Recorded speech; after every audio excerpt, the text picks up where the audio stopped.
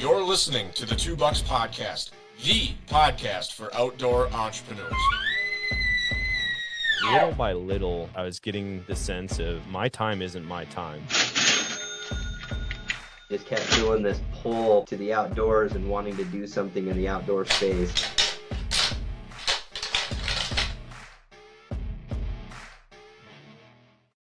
Welcome back to another TWOBUCKS podcast. I'm your host, Brian Krebs. Today, I'm excited because I've got Felicia Marie on the podcast from Women of the Wild. And I just realized now I probably should have double checked with you that your name didn't have any unique pronunciations, because I usually check with everyone because I don't want to butcher anyone's name. So I apologize if I do. It's okay. Felicia Marie. Perfect. All right. Yes. But yeah, you've been a busy person of late. We're talking a little bit in the green room, but also just scheduling this podcast. We had to schedule around what I assumed was an incredible trip. But maybe that's where we should start off, because that sounded like it was a pretty exciting time. Yeah, absolutely. Just got back from South Africa, third trip over. And it's always just an absolute blessing to be over there and experience the culture and the cuisine. Their food is amazing, and getting to experience, eating all that wild game. And third trip over, and we already have the fourth and fifth trips already in the books for 25 and 26. But I could dive into it and we could talk about it for hours. It's one of the most spectacular places in the world, and I'm just blessed to have that opportunity every single year to get over there. But we harvested 14 animals between the group that went over. We had a mother and her 16-year-old son with us. We have a gentleman who is a retired police officer. He's still on force, but he's past his 25 years. And yeah, we just had an absolute incredible time. We shot Cape Buffalo. We did 3 gemsbuck. We did 3 impala, golden wildebeest. We did some night critters for night hunting and shot a couple of baboons. Just wow. Just awesome. That's incredible. And all of this was through Women of the Wild, the brand that I originally went over there the very first time with my dad and I, and it was through raising money for an organization called Raise Them Outdoors. So it was like $25 you buy in, and the money was donated to Raise Them Outdoors to get more kids active in the outdoors. Okay. Sponsored by Rhino Land Safaris, Ruger, Vortex, and Girls with Guns. So I won a 6.5 Creedmoor. I won a Crossfire 2 scope, an entire camo line, and a trip for 6 days. It was 1 week, but 6 days hunting and 4 animals. And I won it, and I was like, who the hell am I going to take to Africa with me? And wow. I almost donated it back, and then I found out that my dad really had a passion for Africa that I'd never known. And my dad's one of my best friends. We fish together, we hunt together. And I had no idea Africa was even on his radar. My dad won't even go to the grocery store. He's kind of a homebody. It's work and home, and that's it. And my mom just told me, she's like, ask your dad. So I did. And that was our first trip over there. I fell in love with it, started actually working for them. And I was like, well, I'd love to share this place with more people and this experience. So that's kind of where it started. Last year in 23, we took a group over there. 24, we took a group. And then we already are planning our 25 and 26 year. Wow, that's incredible. And so I assume the first one, like many things in life, the first time's the scariest. And then once you've been there and you've done it, it gets a little easier every time. But the first time you brought a group, was it kind of right back to a little intimidating? I'm planning all the details and everyone's kind of just trusting that it's going to work out and I know what I'm talking about? Or was it pretty easy to do since you've been there once before? It was honestly pretty easy. I'm a person that I dive head first into the education of all of that and make sure that I'm providing the best experience possible. I organize about 24 to 30 trips throughout stateside a year that are big travel. So I already had a lot of that background of making sure that we were making sure everybody had their passports.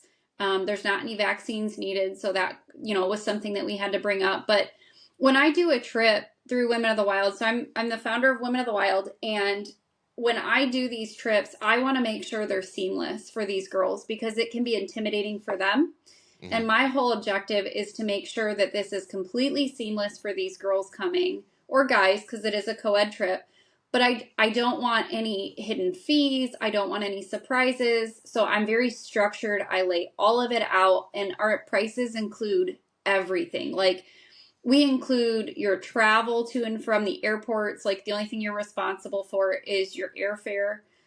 We include firearm rental. That way you're not screwing with sighting in a firearm when you get there. We include the VAT tax. So in South Africa, it's a 15% VAT tax.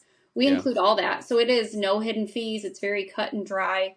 But then I tell people, leave your expectations at home because we're going to exceed them. Because we do. We're going to handle everything. You'll never have an empty cup. You're going to eat like a king.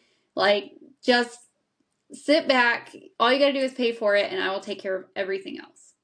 And I did a little pre-research. I'm not going to say I'm an expert on Women of the Wild, but I was looking at some of the trips you guys had just out of curiosity. I'm like, no way. There's no way these like prices are real. Like, they're very, very, I would say, approachable for almost anyone in any situation. Yeah. So our biggest thing with Women of the Wild is we want to create a space for doesn't matter if you're a veteran hunter or brand new fisherman, doesn't matter. Like, we want all experience levels, but we really gear towards education. So none of us make money. None of us get paid through the company. We're all volunteer, and we don't add costs to our events. Sometimes outfitters will work with us and give us really great discounts. Africa is a perfect example, but we definitely have others. We have Illinois, we're going in July, and that trip is 6 trips out, and it's like $950. It's including all your meals, all your lodging for 4 days, and 3 days of going out, but twice a day. So it's 6 trips. And to me, that's when you really break it down and you're including, okay, you're getting 2 trips a day out of that. You're getting all of your meals, all of your lodging, and then we always provide goodies. So we have really great sponsors that every event that we do, they get goodie bags from that too. So I feel that our prices are really affordable. It's hit or miss. It depends on your budget, but we try to keep it all, like you said, approachable. That way, even if you don't have experience, it's going to be within your budget to come experience it. Oh yes. No, it looks really, really fun. I mean, all of the trips, like it's nice to see the variety of them. I just thought it would be very, like myself, like I can plan a party, like, hey, come over, I'll take care of the food and drinks. Like, that's one thing, but be like, yeah, trust me, like, come to Africa with me. It's a great time. And everyone's like, oh, I've never been to Africa. Some people there's a lot of people, shockingly, that have never left their home state. And so never been on an airplane, never left the country. And then Africa, I mean, there's a lot of stories out there. I mean, I think most of them are rumors and they're probably not true. Everyone that I've spoken to personally that has gone themselves to Africa says the same thing. It's wonderful. It's amazing. But you just are like, I don't know. I watched Blood Diamond and I don't, you know what I mean? Like, don't do that. Right. That's North Africa. That doesn't count. Doesn't count. Also, it's Hollywood. Right. Like, there's a lot of things going on there. But yeah, I thought that would be a little intimidating for sure. I'm actually like personally interested in the fly fishing because I used to do a lot of bow fishing and I've never obviously done flying carp. We don't have those in my part of the state here in Minnesota.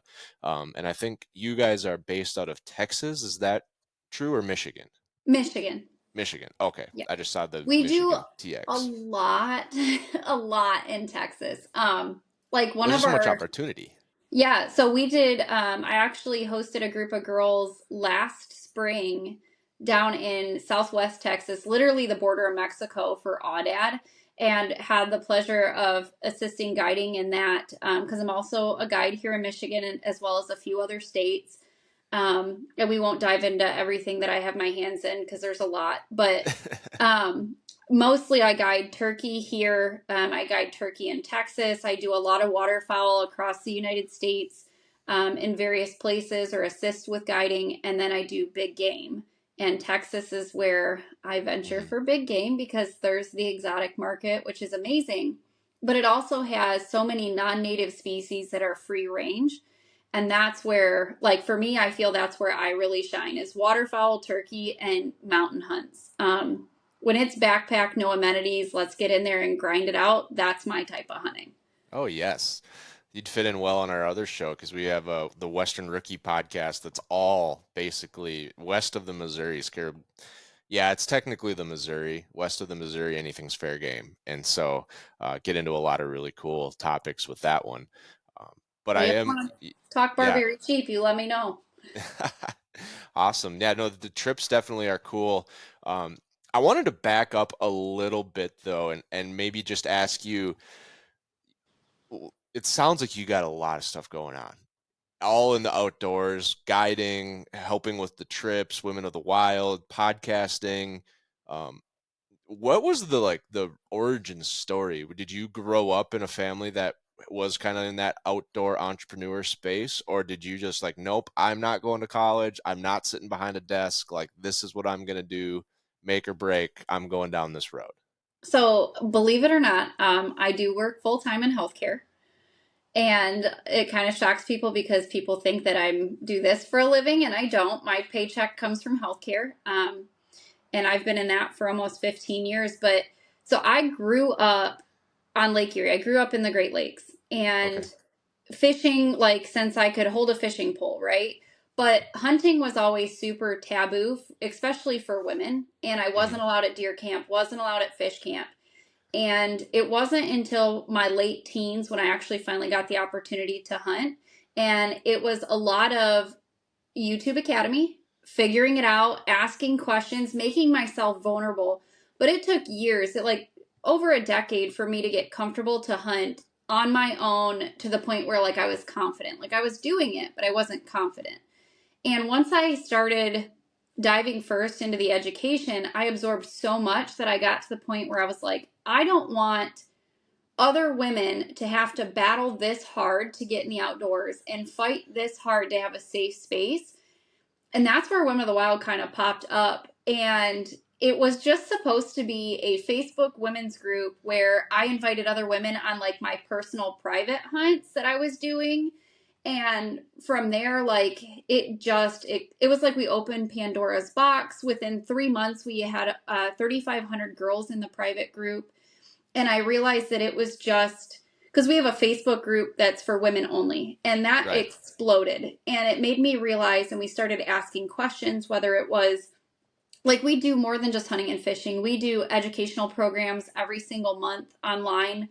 And it like we have a shotgun clinic, we have canning, we have trapping, we have, how to garden, how to train your dog, just anything that is going to create education in the outdoor space with you, your kids, your husband. Like we want the whole family to get together, but we want it to be, we want everyone to get in there with education, because the best thing you can do for conservation is provide education.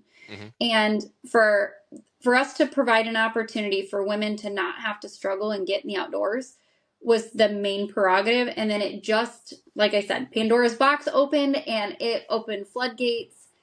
And from there, everything else kind of trickled into effect too. Like I own a company, it's called Dripping Wet Clothing Co. And the whole reason that started was because I was getting poor quality in merchandise. And I was like, well, if I make the merchandise, I control the quality. So it turned into, now I have a screen printing business with laser engraving, and I became a guide because I wanted to provide cost-effective hunting to women. So like my guide service, I only guide for women, veterans, and children. It's not an open book. You can't just call me and be like, hey, I want to go on a hunt. And it was because when I was reaching out to outfitters or guides, I didn't feel like, cool, you go on a goose hunt, it's $300 for the day, but is somebody going to want to pay that for their very first goose hunt to know if they even like it? Right.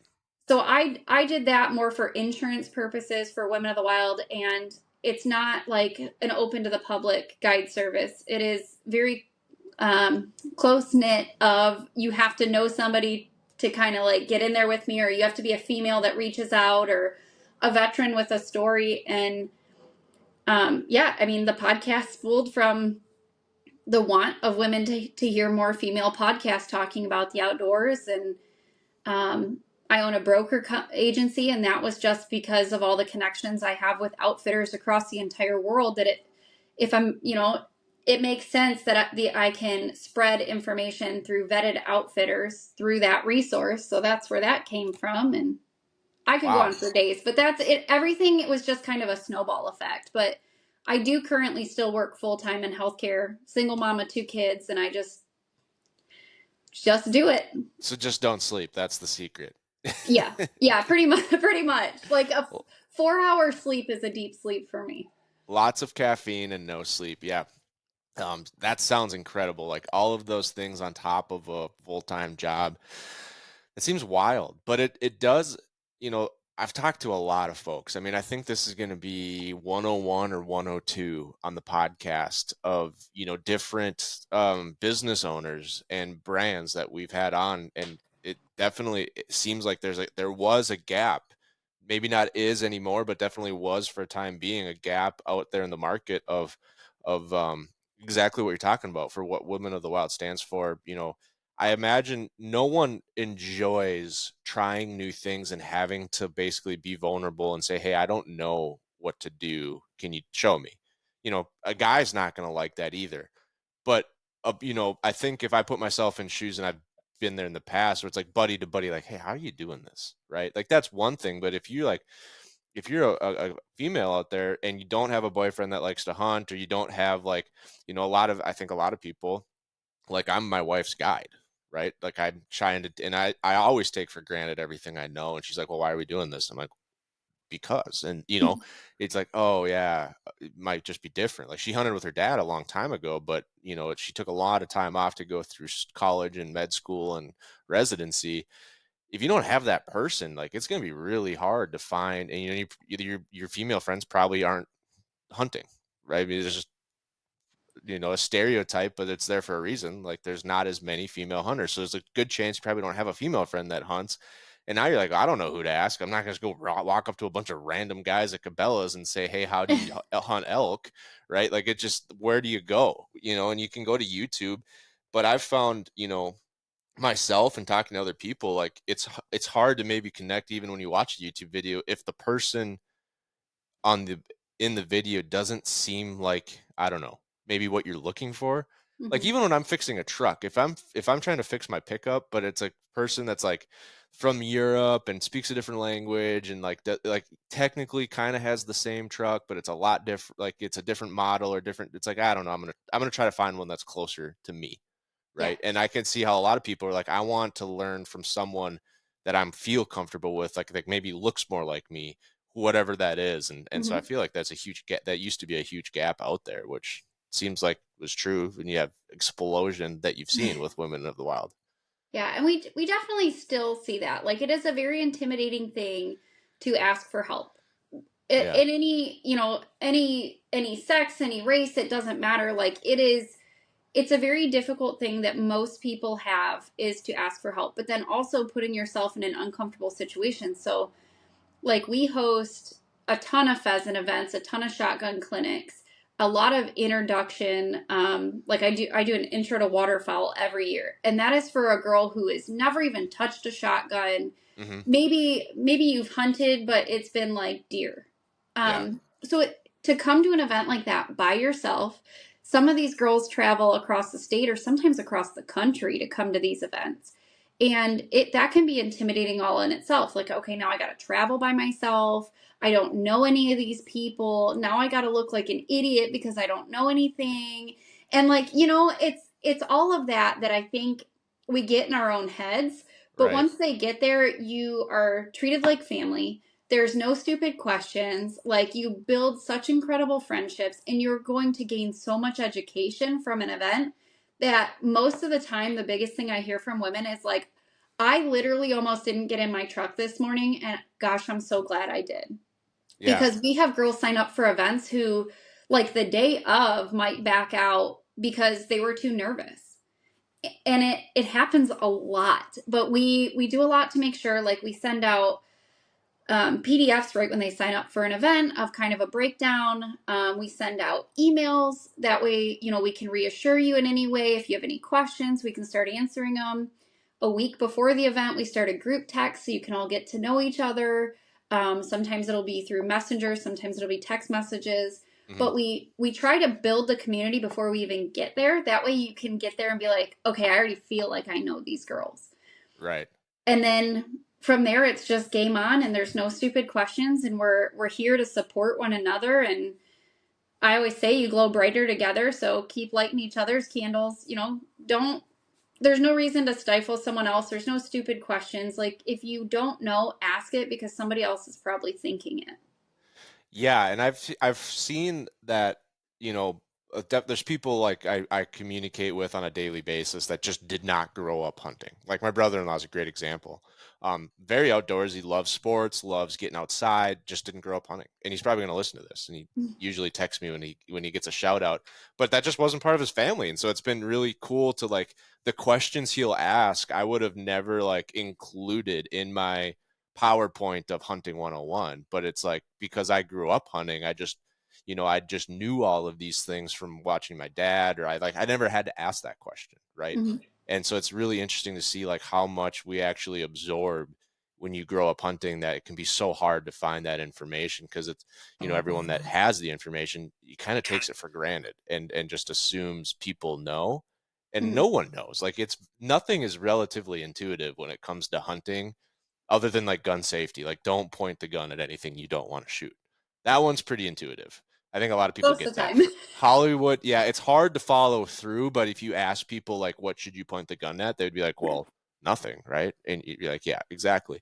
Hollywood's done a great job of showing what happens when you do point the gun at things, right? And so, yeah, it can be very difficult to, like, remember, especially in the heat of the moment. I'm a firearm safety instructor, and we used to do youth hunts, like pheasant hunts, and every now and then you'd be hitting the deck really fast. Yes. Like, a pheasant gets up where you weren't expecting it to be, and a 10-year-old or a 12-year-old is, turning around, and yeah, there's been a few belly flops in the field before. But a lot of things you just take for granted, but you never knew needed to kind of be explained.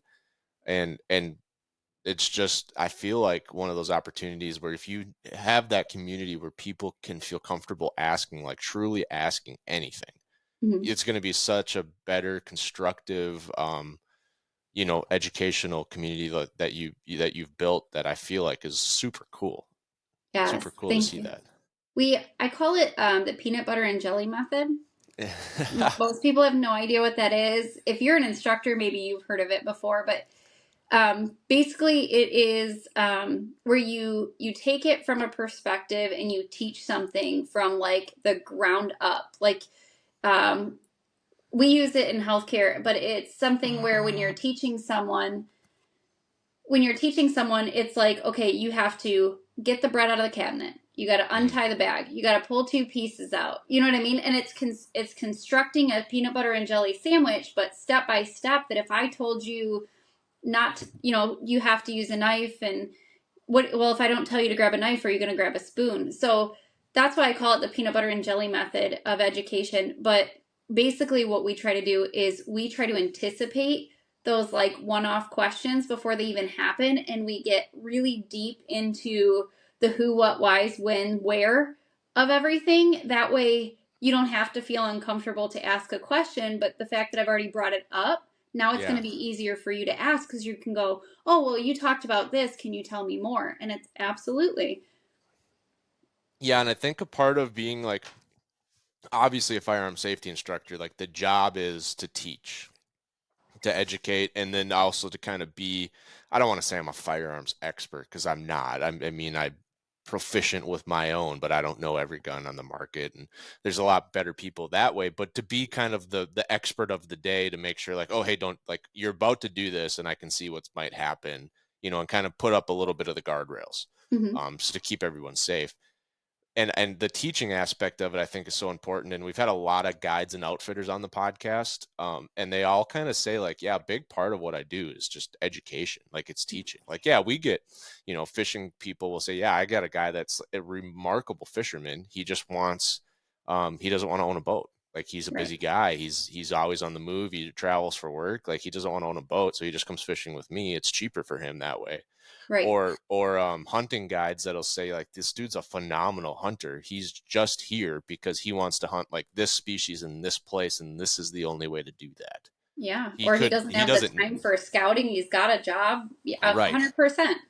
Yeah, and so the teaching aspect usually is a big role of it. Like, we get other people that have never fished before and they want to teach their kid how to fish, but they don't know how to fish. So they're like, well, I'm going to go find someone that fishes for a living. And he said it's a big part of the job is to be a teacher. And I feel like when you put yourself in those shoes and you like enjoy teaching and enjoy answering questions, because some people don't. And if you strike me on the wrong day or too early in the morning, you might get the impression I don't like answering questions either. But when you do, and you like answer a lot of questions, you go over a lot of questions, I feel like when people are like, oh, this person enjoys questions, like I'm not going to offend them if I ask them a question. Not everyone is like that. And maybe not everyone every day is like that. Like I said, I have a few days where I'm not in the mood to have questions. So like, just save it for later, write it down. I'll answer it at another time. But right now I need some caffeine. It is. It's a special breed. Yeah. And I think that probably goes a long ways to helping people feel comfortable starting something new too. That's probably made Women of the Wild as successful as it's been, when people see that, like, oh, this community is meant to ask questions and learn. Yes. Versus like joining, I don't know, pick a different Facebook group, Hunters of America, if that's one.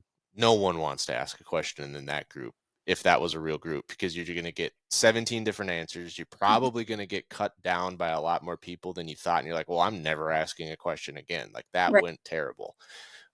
Notorious in the community and in a lot of communities for not necessarily being the most helpful, being a lot of armchair quarterbacking going on, which doesn't help new people at all. No. So that part I kind of learned through the podcast, through being a firearm safety instructor. And I feel like it's super cool to have that option out there for people that want to learn hunting. And that's a very, I would say, underserved demographic that we've built. I mean, I don't know if we built it or if it just happened that way, but over time, it's been a very underserved demographic. I think that there's a lot more resources than are utilized, because I tell people all the time, and I actually just commented, there's a women's group out there where a question came up, and it was about access to land. Like, how do I get access to public land? How do I get access to private land? Which, going back to Women of the Wild, we teach online courses where we talk about how to get those things, how to draw units, how to read a topographical map. And I just came back with, like, okay, so first of all, we have to know what state you're in. But in order to break this down, just send me a message and I'll provide you whatever resources I have in your area, because there's not only us, but there's like Becoming an Outdoors Woman. Your DNR or Fish and Game in your state probably already has a program, and most people don't even know it's there. Right. Your NWTF,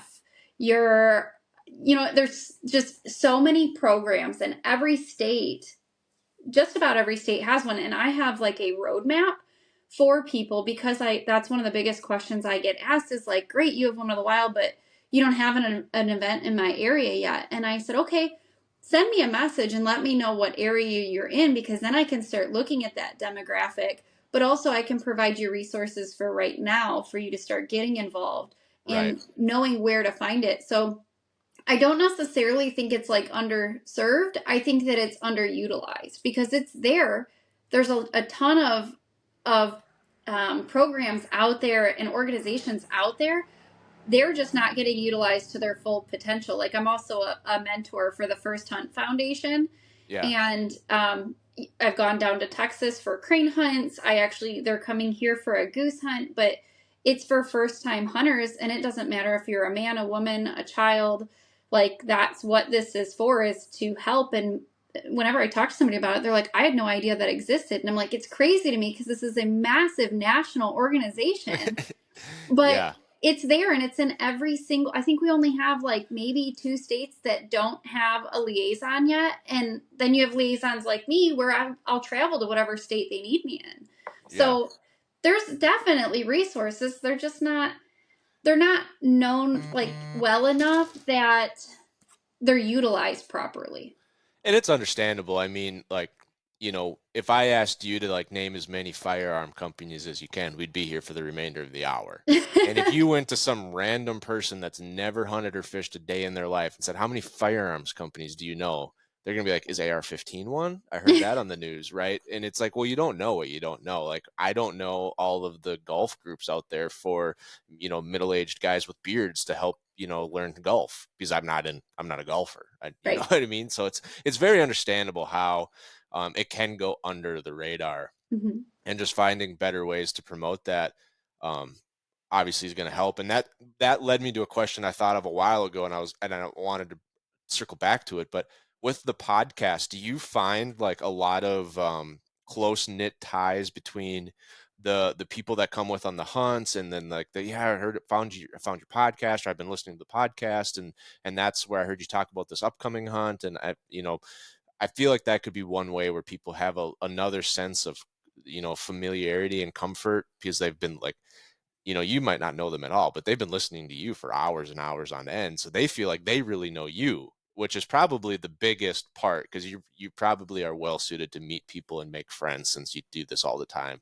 But Yeah. them, feeling like they know you is probably a huge aspect to, the success rates or the conversion rates that you see on the hunts I and the mean, trips. because I work a lot of shows. Like I said, I work for Rhinoland Safaris over in Africa. So I'm always at all these conventions and shows all over the United States. The podcast, I've been on other platforms or pro staff programs, and you build those connections. But you're right. A lot of women, they tell me, it's kind of funny because I've been told I'm very intimidating to approach. And I don't, for any woman listening to this, please send me a message. Like, I will always answer back. I'm very receptive, but I don't know where that like comes off. I've been told that quite often, but like, I am super approachable. I want to help. And I think that anybody that's had any interaction, whether it's through a podcast, maybe at a show, or like referred from a friend, they get that sense and that trust with, Yeah. but it's all hit or miss. Like I had one incident where I had a girl that was uncomfortable of traveling. I told her, I said, I'll pick you up in my truck and we'll drive to this event 9 hours away. And she's like, I don't mean to be rude, but I'm not just going to get in your truck. I don't know you.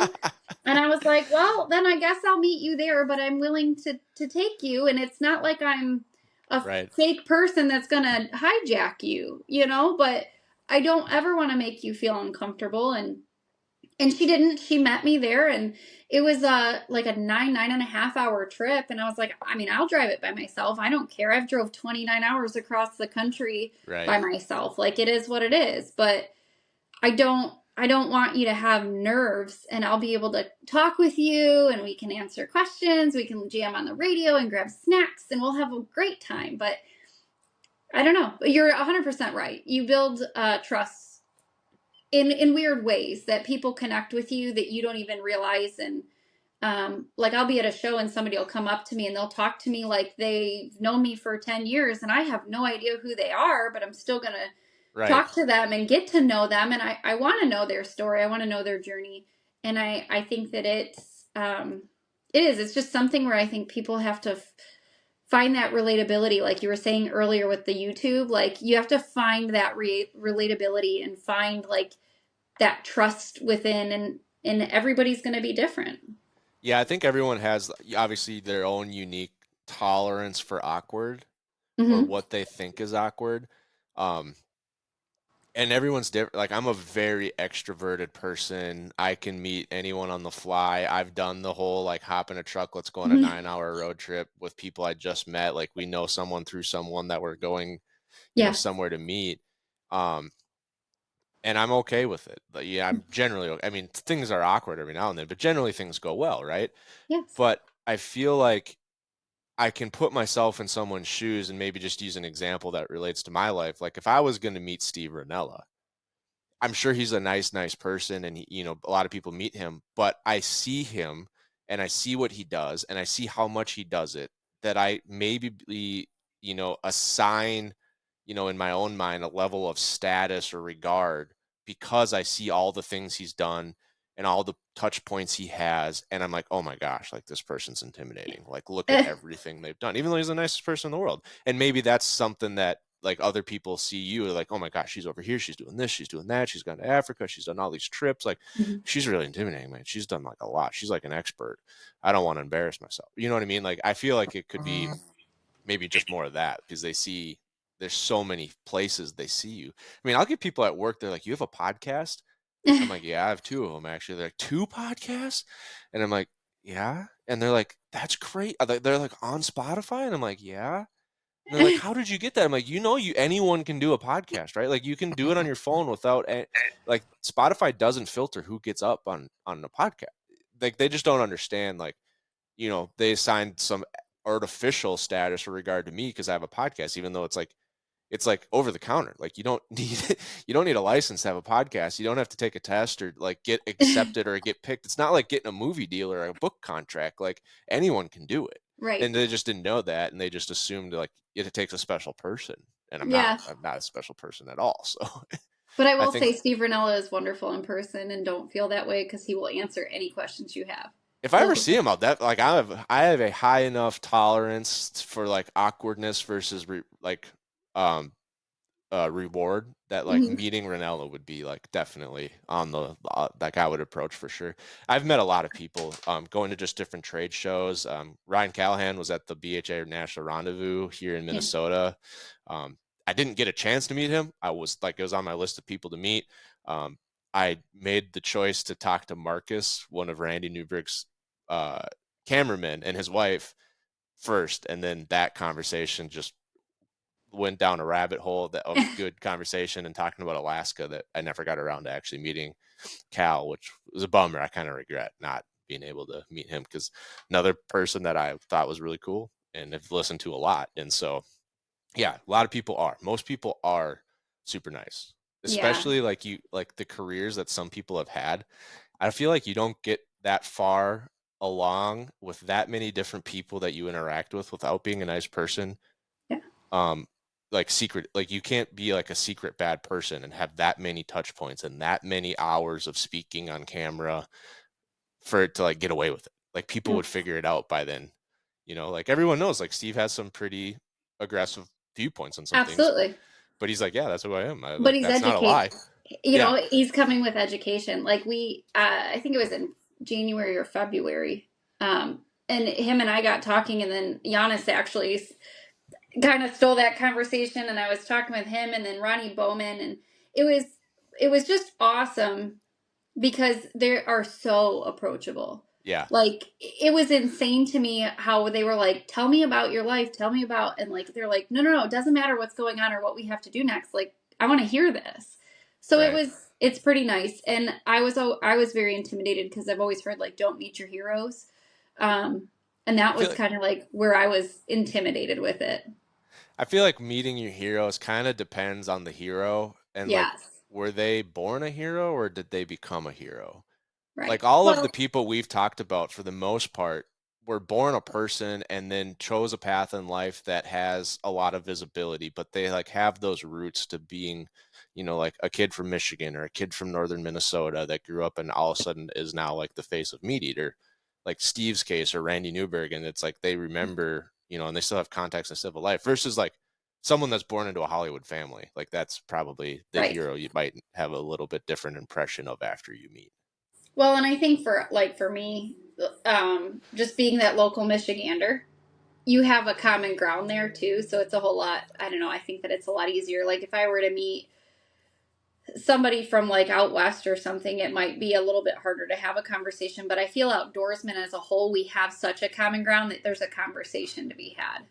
Yeah. Oh, yeah. I mean, especially like as widely diversified as you are in the outdoors. I mean, everything from fur, fin, feather, Africa, the U.S., Michigan, Texas, like coast to coast, border to border. I feel like you've done something. And so like any type of outdoors person at all, you've probably crossed paths on an activity or an experience before.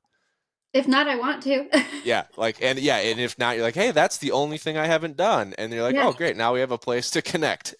Yeah, like Alaska is one of my biggest bucket lists on there. And it's not for a lack of opportunity. I've had so many opportunities, but like I said, I'm a single mom and I work full time. So I can't always jump on every opportunity to just go or afford it. A lot of people, like, a huge topic of like people want to like know how to get in the outdoors and how to afford it. It's really just budgeting. Like, I work a normal job. I don't get paid from any of these sponsorships. Like, any of the sponsorships we have that we get paid for goes towards getting veterans in the outdoor and getting people educated. So I don't make a paycheck off any of it, and I work a normal 9 to 5 kind of a job that funds everything that I do, and I pay to go do these things. I'm not doing it for free. I think a lot of people get that like perception, and it's like I save up for it and I plan for it, and everybody has the same 24 hours in a day. It's what you decide you want to do with it, and this is what I've decided I want to do with my 24 hours for however long my body will stay running with me. Yeah, and then when that runs out, you just get some pack llamas so you can keep going without having to carry everything yourself. See, that's genius. Yeah. I agree. And it's, when I was a college, recent college grad, first, like, I'd call it like first real job, first career job in my career path, no bills, still living in the college apartment with a roommate. There was no budgeting. It was like, oh yeah, that looks cool, let's do it. Like, never once looked at a budget. And then I met my wife and we started dating, and like, as normal relationships progress, you start sharing more and more and planning things out together. And also I was like, you should start budgeting for hunting, because it seems like every December you're kind of like, wow, that was kind of expensive. Like, things are kind of tight. How did that happen? And it's like, because you went everywhere you could for the last 3 months, hotel rooms and gas bills and like all these things. It's like, yeah, you're probably right. So now we just have a sinking fund. Right. We have a fund we put so much money in every month. And that way in October, hunting costs me the same it did in January. Right. Nothing comes up. Like, every now and then something does come up that, you can't avoid. Like, you shoot a Boone and Crockett elk and now you have a taxidermy bill. Right. Those are good surprises versus like, oh, I don't know if I'm going to be able to go on this trip anymore because I wasn't planning for how expensive Africa might be, or Alaska. Like, some of these real destination hunts can really sneak up on a guy. Yeah. Or gal. No, absolutely. Yeah. Alaska's on my list too. My goal is to start early and do DIY Alaskan moose hunting, because I'm expecting it's going to take a while to figure it out and be successful. And so it's like, well, if I do it DIY, I could probably do it more often than once, versus if I went like Jim Shockey guided in the Yukon, I'd get one opportunity after 40 years of saving to do that. And who knows if it'll work out or not. Yeah. So I want to do that. I do a lot of where I will plan trips and I'll go as like a vacation and backpacking or hiking or whatever, but I also use it as like a glassing scouting. That way when I do go, I'm like, I know where they're at. Yeah. This is where we're gonna sleep. Like, I know what the weather's gonna do when this happens or what they're gonna do. So I like to do a lot of scouting before, or like you said, a DIY. Like, go in there with no expectations of, hey, I'm brand new to this place. Right. I'm just going to plan to go camp there and see what happens. Like, that is a complete inexpensive way to do something, to at least get your feet wet and get started. But to pay an outfitter, $40,000 to go shoot something, that's a once in a lifetime kind of thing. Sure. That's once in not my lifetime, most likely, because I don't know if I'll be doing those. We'll have to get a lot more sponsors for the podcast before we even start talking about $40,000 guided trips. And the bummer is, this is a wonderful bummer to have, but the bummer is my wife is quickly catching up or even surpassing me in certain hunting scenarios and seasons. And so that's not a $40,000 trip. That's an $80,000 trip. Right. Because I can't not invite her. No, now you're buying twice as much camo. You're paying for 2 people to go on the trip. Yeah, camo, we've been doing a lot. Like, I haven't bought very much clothing in the last year or so.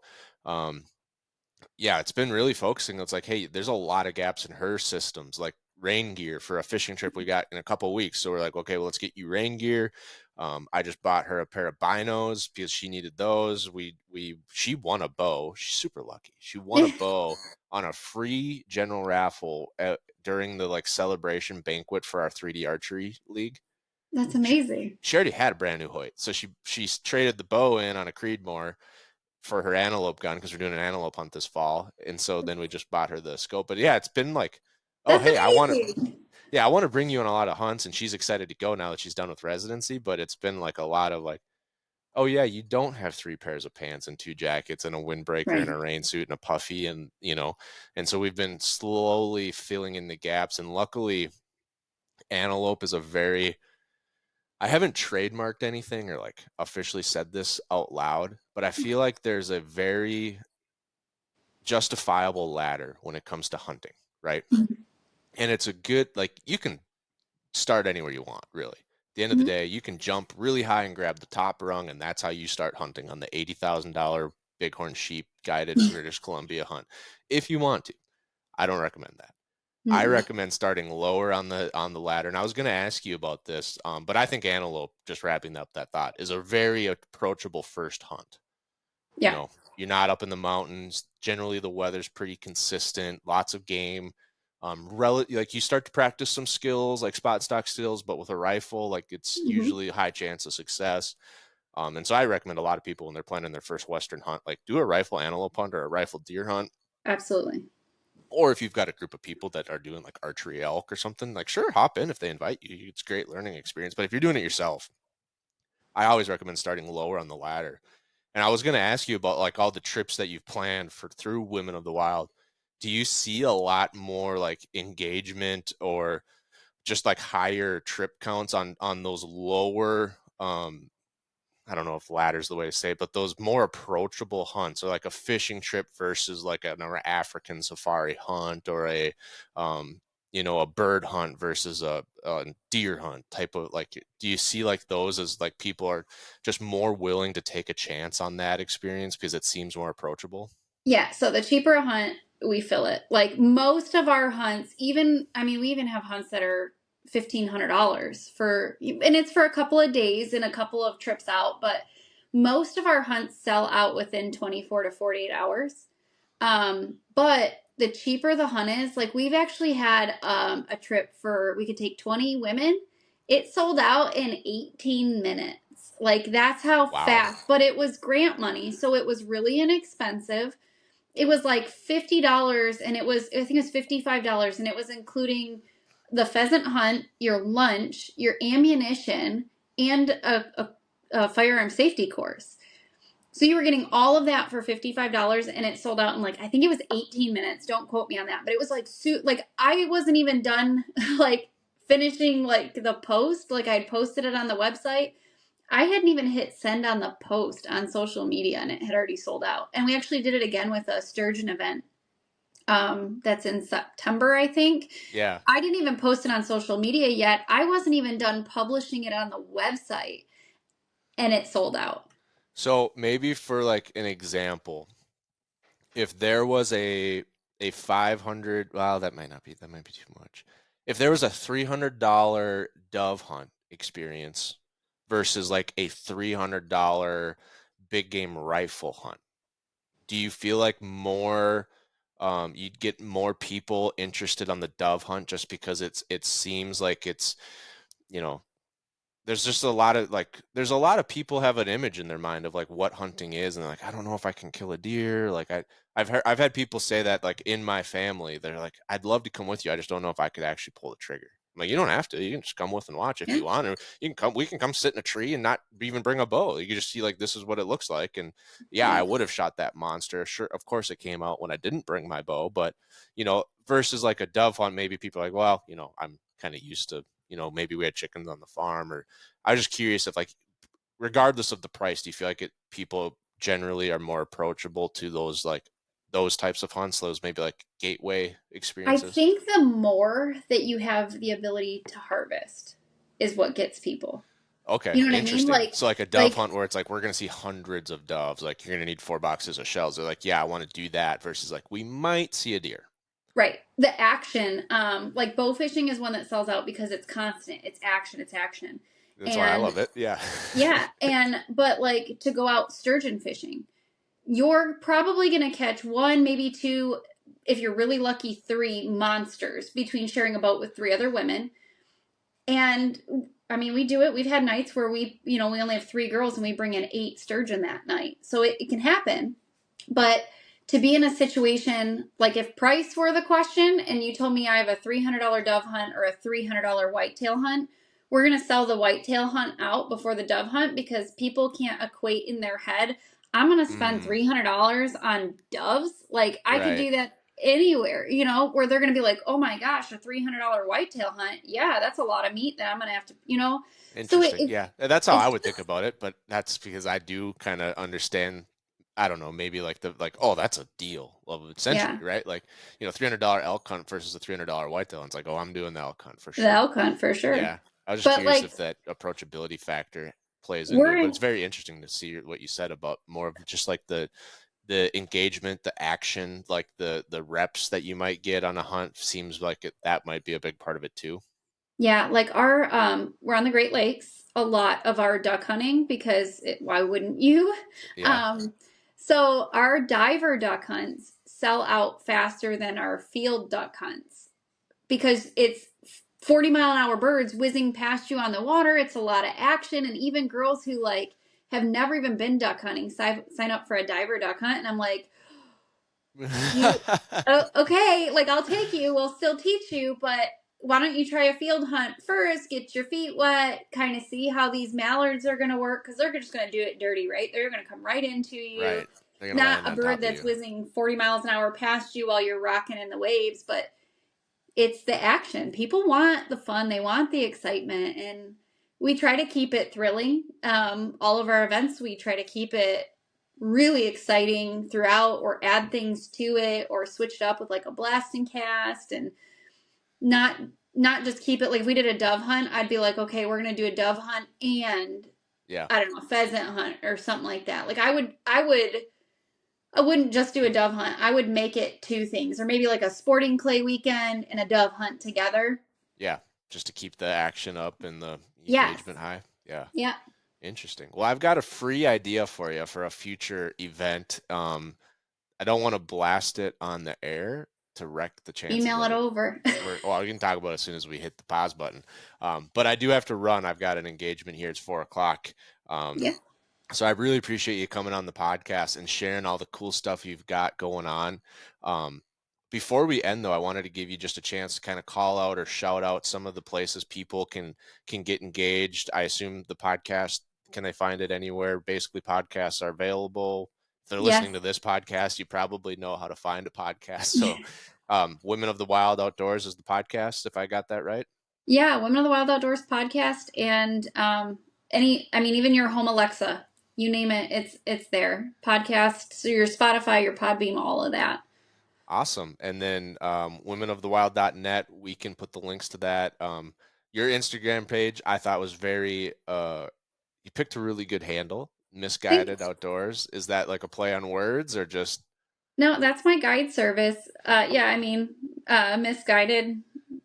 It's my guide service. My main page is Felicia Marie Wild Endeavors, which is super long, but it's all, if you go on my Felicia Marie Wild Endeavors, there's a tree there that you can find everything from my photography business to Women of the Wild to my guide service to the clothing line and everything else that I'm involved in. So I always tell people to go to that one, my main page, Felicia_Marie_Wild_Endeavors. I know it's a mouthful. I'm sorry, but it's all there. I promise you'll find it. We will put the links to that in the show notes for anyone listening that wants to go check it out. But once again, thank you for being here, Felicia, and thank you for listening, folks. Thank you.